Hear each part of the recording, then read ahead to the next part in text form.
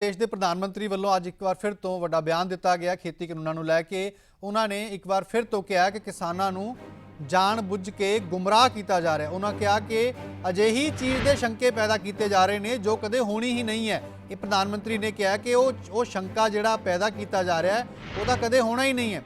वो कह रहे हैं कि नवीं खेती कानूनों जिहड़े ने वो पूरी तरह नाल किसान हितैषी ने। उन्होंने करार दे दिता है कि यह किसान हितैषी ने तो नवे खेती कानूनों नाल किसानों आज़ादी मिली है। ये कहना है देश के प्रधानमंत्री का। उन्होंने कहा कि इतिहास दे विच किसानां नाल सिर्फ धोखा ही होया है।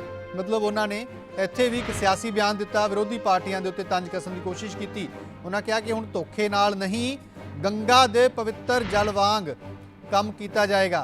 उन्होंने कहा कि असीं किसानां दी आमदन वधाउण दा अपना वादा निभा दिता है। उन्होंने कहा कि किसानां ने उत्पादन वधाया है पर मुनाफा हुण तक कोई होर लै जांदा सी, हुण किसान मुनाफा लैके जावेगा।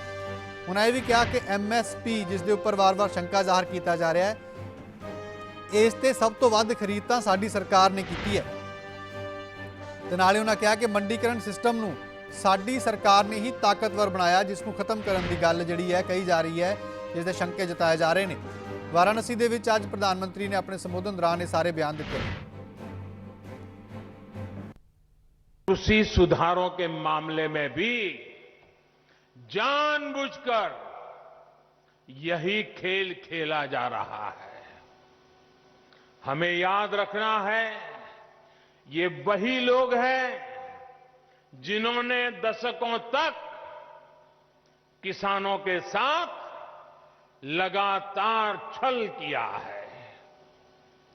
अब जैसे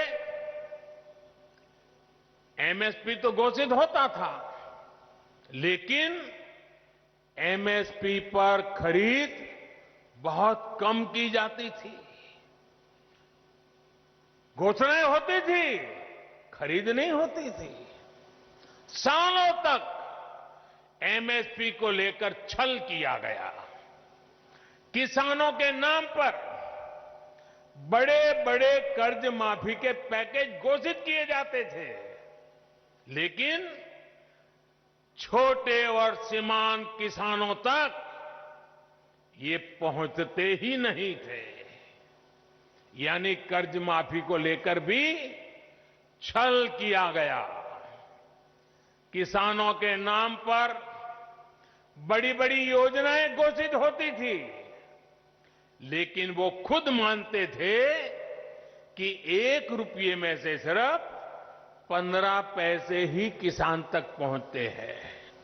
यानी योजनाओं के नाम पर छल, किसानों के नाम पर खाद पर बहुत बड़ी सब्सिडी दी गई, लेकिन ये फर्टिलाइजर खेत से ज्यादा काला बाजारियों के पास पहुंच जाता था। यानी यूरिया खाद के नाम पर भी छल। किसानों को प्रोडक्टिविटी बढ़ाने के लिए कहा गया, लेकिन प्रॉफिटेबिलिटी किसान के बजाय किसी और की सुनिश्चित की गई। पहले वोट के लिए वादा और फिर छल, यही खेल लंबे समय तक देश में चलता रहा है। साथियों, जब इतिहास छल का रहा हो तब 2 बातें बड़ी स्वाभाविक है। पहली ये कि किसान अगर सरकारों की बातों से कई बार आशंकित रहता है तो उसके पीछे दशकों का ये लंबा छल का इतिहास है। और दूसरी ये कि जिन्होंने वादे तोड़े, छल किया, उनके लिए ये झूठ फैलाना एक प्रकार से आदत बन गई है, मजबूरी बन चुका है। जो पहले होता था वैसा ही अब भी होने वाला है, क्योंकि उन्होंने ऐसा ही किया था। इसलिए वही फॉर्मूला लगा करके आज भी देख रहे हैं। लेकिन जब इस सरकार का ट्रैक रिकॉर्ड देखोगे तो सच आपके सामने खुल करके आ जाएगा। हमने कहा था कि हम यूरिया की कालाबाजारी रोकेंगे और किसानों को पर्याप्त यूरिया देंगे। बीते 6 साल में यूरिया की कमी नहीं होने दी।